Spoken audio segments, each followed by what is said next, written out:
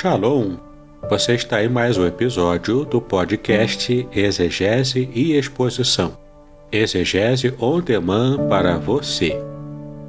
Aqui é o Davidson Pignon, sou mestre em Ciências da Religião, pastor congregacional, professor de exegese bíblica no seminário e também publisher editorial. Para mim é um grande prazer ter você acompanhando os episódios que lanço todas as semanas neste programa.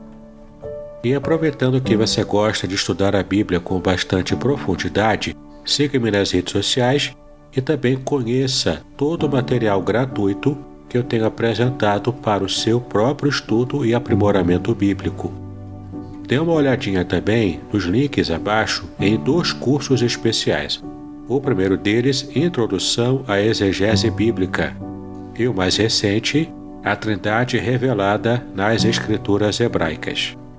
E no episódio de hoje você poderá acompanhar uma mensagem muito especial e trará grande enlevo espiritual para a sua vida.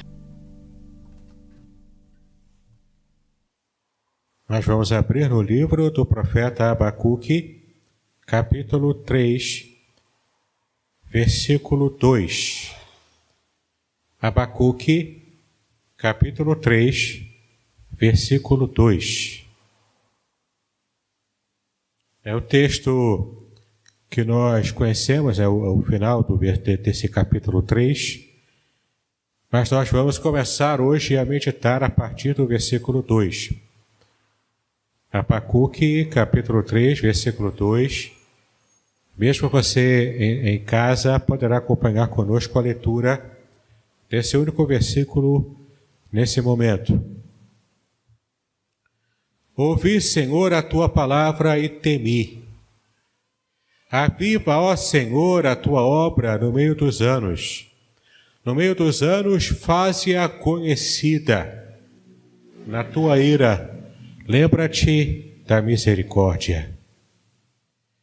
Ouvi, Senhor, a tua palavra e temi. Aviva, ó Senhor, a tua obra no meio dos anos. No meio dos anos, faze-a conhecida. Na tua ira, lembra-te da misericórdia. Eu gostaria de propor aos irmãos, nesse momento, a meditação no tema que nós vamos estar trabalhando a partir desse versículo 2 do capítulo 3, avivamento com misericórdia. Muitas vezes nós não percebemos o quanto clamamos por um avivamento espiritual. E não percebemos que quando clamamos por um avivamento espiritual, o Senhor envia o avivamento. O Senhor manda o avivamento. Mas o avivamento, além de ser algo bom, além de ser um movimento maravilhoso para a igreja, para aquele que experimenta a ação direta de Deus através do corpo eclesiástico, através da ação eclesiástica, quando vemos a glória de Deus invadir o nosso meio e toda aquela apatia da religiosidade ser lançada por terra, ser jogada por terra, porque quando Deus se manifesta e quando Deus traz avivamento, isso traz um rebuliço na nossa vida, isso mexe com as nossas estruturas e nem sempre estamos preparados para quando esse avivamento chega e mexe com aquele nosso chão da religiosidade, que nos traz aquele sentimento de conformidade, de tudo nos eixos, de tudo encaixado. Por isso que o Senhor aqui está falando, através do profeta, de que o avivamento ele vem, mas ele também precisa ser acompanhado pela misericórdia de Deus. Porque muitas vezes esse avivamento abala com as nossas estruturas. E precisamos da misericórdia de Deus para que então esteja nos aplainando, para que quando o abalo chegar, possamos estar firmes na presença do Senhor. É interessante que o profeta Abacuque, ele começa o seu livro lá no capítulo 1, ele fala sobre a glória que ele havia recebido, o peso da glória revelada ao profeta. E o que era esse peso da glória? Era a mensagem gloriosa, a mensagem iluminada que o Senhor estava trazendo ao seu servo, dizendo que Jerusalém, dizendo que o reino de Judá seria tomado pelos neobabilônios. E naquele momento de profunda insatisfação divina com o modo como o seu povo estava agindo, estava servindo a ele, naquele momento, mesmo assim, o Senhor mantém viva a chama da sua aliança com Israel, e ele avisa ao profeta. Ora, o salmista já disse que o Senhor não faz nada sem que antes ele revele aos seus profetas. E de fato estava ali o profeta Abacuque recebendo esse peso da mensagem gloriosa de Deus, mas que traria esse rebuliço, essa quebra de expectativas contra a nação escolhida, a nação santa, mas a nação que estava distante dos caminhos de Deus. A nação que conhecia a Deus como nenhuma outra nação, mas que naquele momento carecia de arrependimento, carecia de mudança, carecia de restauração na sua vida espiritual. E era isso que Deus estava falando com o profeta, porque quando ele diz que os neobabilônios invadiriam Judá e trariam sobre eles o juízo divino, o profeta entra em parafuso. Como assim? Não entendi. Como que o Senhor quer consertar o seu povo rebelde, que está distante do Senhor, mas usando um povo pior do que ele, um povo pagão, um povo idólatra, um povo infinitamente mais cruel do que o seu povo? Como é que o Senhor pode escolher isso? E o profeta entra em parafuso, e na sua oração, na sua conversa, no capítulo 12, ele se inicia dizendo: sobre a minha guarda estarei, e sobre a fortaleza me apresentarei e vigiarei para ver o que falará a mim e o que eu responderei quando eu for repreendido. O profeta estava nesse momento colocando o Senhor a par daquilo que estava no seu coração, na sua mente. Ele estava dizendo: eu não estou entendendo por que o Senhor está escolhendo esse caminho para essa nação, que é a tua nação, que é o teu povo. Então, como reação a essa situação em que o profeta não estava conseguindo entender, ele, com muito medo diante do futuro iminente que estava aguardando, ele diz que se coloca na torre de vigia. Ele se coloca na torre de guarda, ele fica vigiando, aguardando, esperando a resposta que Deus traria às suas perguntas que estão lá no profundo, lá no mais abissal do seu coração. Meus amados, às vezes com a nossa perspectiva cristã, também uma perspectiva de herança da cultura ocidental, nós achamos que a melhor maneira de agradarmos a Deus é estarmos plenamente quietos, como uma rolinha tremendo de medo nas mãos de um ser humano e não tendo sequer condições de conversar com Deus, de colocar os nossos anseios, as nossas dificuldades diante do altar.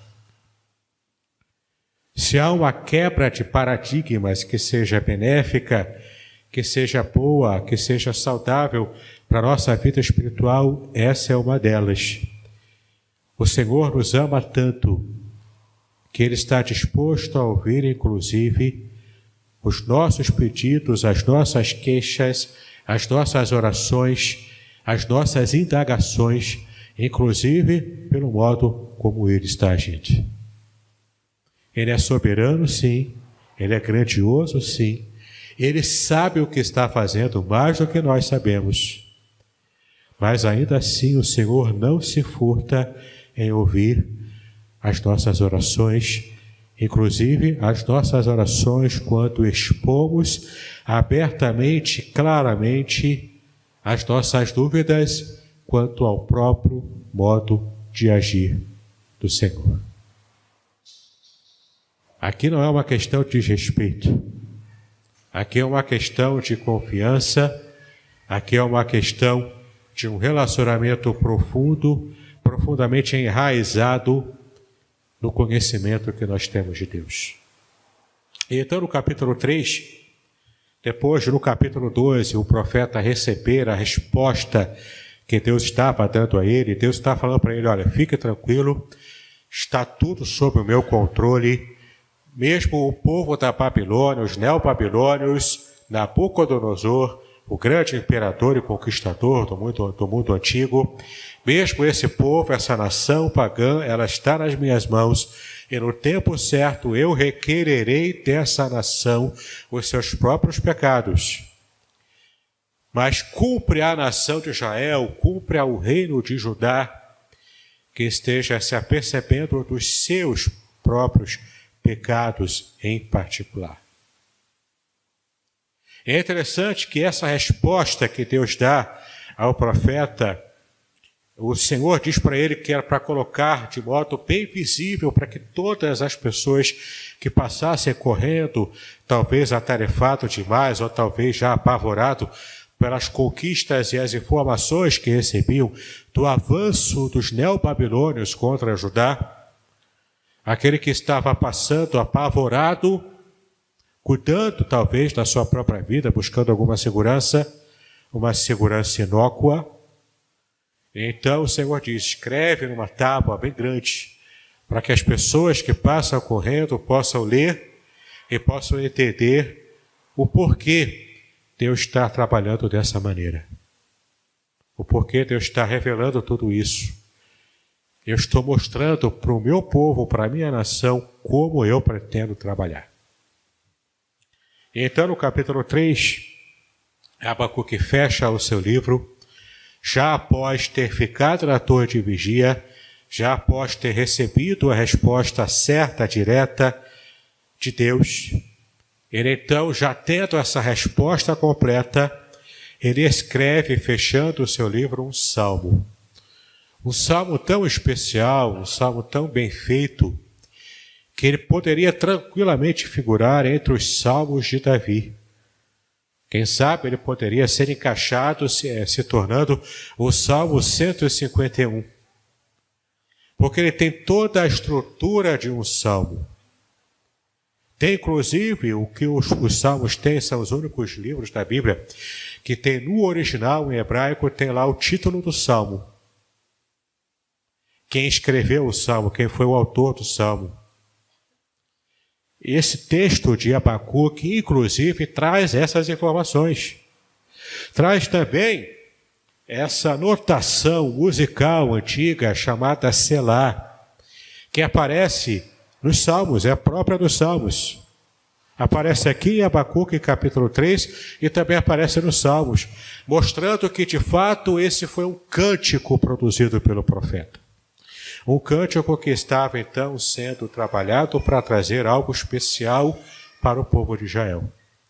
Então, após ele fazer essa afirmação aqui no primeiro versículo, oração do profeta Abacuque sobre Sigionote. Era um salmo, era um cântico produzido pelo profeta. Então, no versículo 12, ele começa o seu cântico. Ouvi, Senhor, a tua palavra e temi. Ele recebeu a resposta de Deus. E mesmo sendo um profeta plenamente identificado com Deus, íntimo de Deus, pronto a falar abertamente com Deus o que estava sentindo, ainda assim, quando ele ouve a resposta, ela cai com um peso muito grande sobre a sua cabeça. E ele diz que ele temeu, sentiu medo ao ouvir a palavra de Deus. Por que o profeta sentiu medo? Porque ele sabia que estava diante de algo que não podia fazer nada a respeito para mudar a ação de Deus, o curso que Deus havia estabelecido para o povo de Deus naquele período específico da história.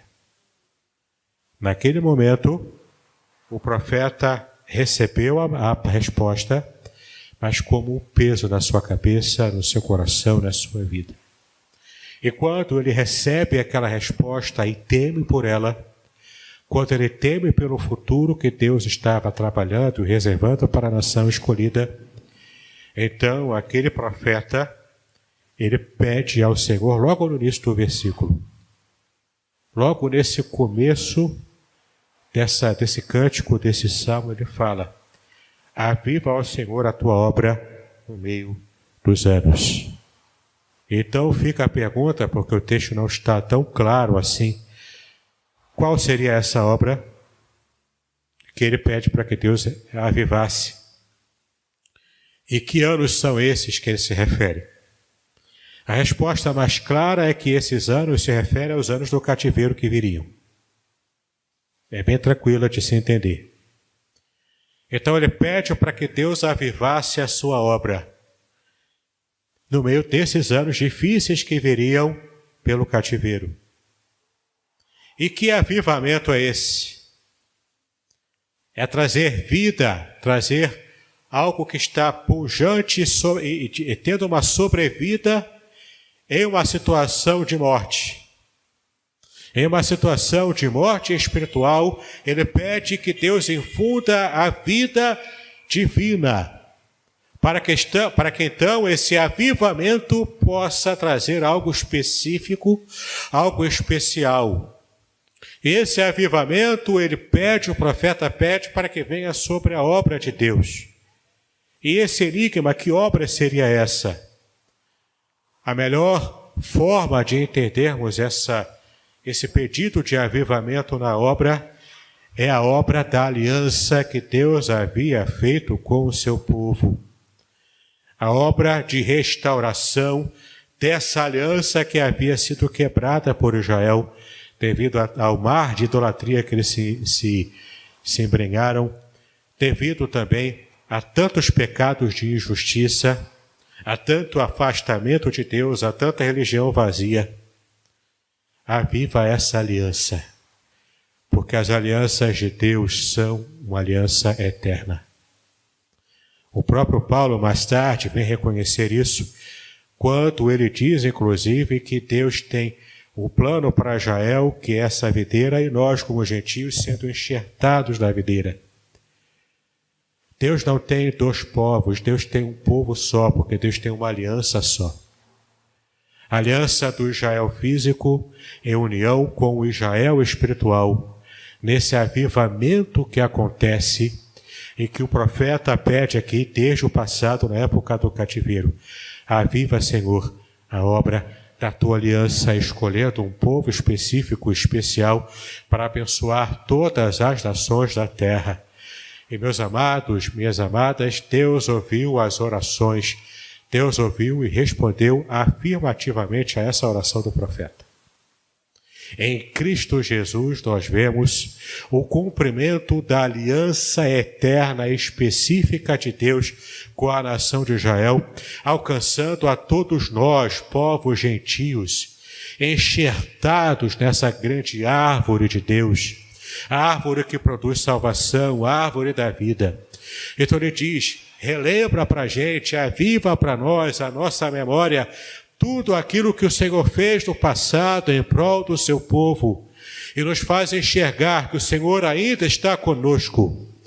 Apesar de estarmos agora enfrentando esse problema sério, que é o problema do cativeiro, ocasionado pelos nossos pecados, mas lembra-se da tua misericórdia. Coloca na frente da gente, da nossa memória, da tua misericórdia que agiu desde o passado. E do versículo 3 até adiante, ele vai relatando quais seriam essas obras que Deus havia feito pela aliança com Israel no passado. Deus veio de Temã, do Monte Parã, o santo, A sua glória cobriu os céus e a terra encheu-se do seu louvor. Aqui ele faz uma referência e vai falando de modo bastante enigmático, mas ao mesmo tempo trazendo a forma de entendimento para quem era do povo de Israel do passado, dizendo: lembre-se do que eu fiz com Israel, tirando com forte mão lá do cativeiro egípcio. Esse é um cativeiro também. E assim como eu tirei lá do Egito no passado, eu posso tirá-los agora, nesse momento, quando eu bem determinar. E então ele vai falando aqui, quando ele se refere a esses lugares aqui, ao Monte Parã e também lá do sul de Temã, tudo isso é uma referência do sul, que vem lá daquela área do Egito, subindo até Canaã, até a terra prometida. E nesses versículos do capítulo 3, o profeta vai falando sobre o poder de Deus. O quanto ele é grande, o quanto ele vem com glória, o quanto ele vem com relâmpago, com poder, com grande majestade. E então o profeta segue até o versículo 17, nesse texto maravilhoso que conhecemos bem. Ele diz: porque ainda que a figueira não floresça e nem haja fruto na vide, ainda que decepcione o produto da oliveira e os campos não produzam mantimento, ainda que as ovelhas da malhada sejam arrebatadas e nos currais não haja gado, todavia eu me alegrarei no Senhor, exultarei no Deus da minha salvação. Ele descreve aqui um total caos, porque ele já havia se apercebido do que aconteceria. Ele estava assustado com isso. Mas apesar do seu susto, apesar do seu temor, ele disse que ousava confiar no Senhor. E por que ele se refere aqui à figueira que não floresce, a vide que não traz o seu fruto, não traz as uvas, ainda que haja todo esse caos agrícola nacional? Por que ele se refere a isso? Porque era muito óbvio. Os babilônios estavam chegando. Todo o produto do que foi plantado, do que foi regado, do que foi trabalhado ao longo de algumas semanas, ao longo até de alguns meses, todo o fruto do que foi produzido por Israel seria tomado pelos babilônios. Eles chegariam, comeriam tudo, se apropriariam de tudo, das terras de Israel, das pessoas de Israel como escravas. Era o caos realmente que estava a ponto de se instalar. Então o profeta diz: eu confiarei no Senhor. E de fato ele tinha motivos para isso, ele não sabia ainda, mas depois, após os 70 anos de cativeiro, Deus providenciou que através de Nabucodonosor, Israel tivesse sim um cativeiro, que era triste, que era terrível, mas que era mais suave do que a experiência anterior de cativeiro lá no Egito. Inclusive, mais tarde, alguns dos que estavam no cativeiro, alguns israelitas preferiram nem voltar para Canaã, nem voltar para Israel, porque já tinham construído uma vida tranquila ali na Babilônia. É o Senhor trabalhando, é o Senhor protegendo o seu povo, ainda que trazendo o castigo para uma nação rebelde. Ainda que tudo caia do nosso lado, ao nosso redor, ainda que 1000 caiam à minha direita, 10.000 à minha esquerda, ainda assim eu não serei abalado, porque o Senhor está comigo. Tudo pode acabar ao meu redor, mas diante de todos os escombros, o Senhor me levanta. E o Senhor me faz enxergar a vitória que no final Ele preparou para todos os servos dele. Confiemos no Senhor. Diante de pandemia, confiemos no Senhor. Diante do luto, confiemos no Senhor. Diante das dificuldades financeiras, confiemos no Senhor. Ele é a nossa rocha. Ele é o nosso auxílio, Ele é o nosso socorro bem presente na angústia. Não há nada que possa acontecer conosco que não esteja no perfeito controle do nosso Deus, o Todo-Poderoso. Que Deus nos abençoe, que Deus nos dê a sua graça Em nome do Senhor Jesus Cristo. Muito bem, agora o que eu gostaria de ver é a sua participação. Entre em contato comigo, compartilhe a sua experiência comigo e quem sabe até se você enviar em formato de áudio, eu possa aproveitar a sua experiência para apresentar no próximo episódio do podcast Exegese e Exposição. Eu sou Davidson Pignon e eu ajudo pastores e líderes cristãos a fazer estudos bíblicos da igreja, sem terem problemas com interpretações erradas. Se você então está pensando em compreender a sua Bíblia com segurança, não deixe de assistir a mais episódios como este aqui. Então, assine o canal, acione o sininho, curta, comente e também compartilhe. Ajude-me a ampliar o alcance com estudos bíblicos de qualidade na internet. Que Deus abençoe os seus estudos, paz e bênçãos sobre a sua vida.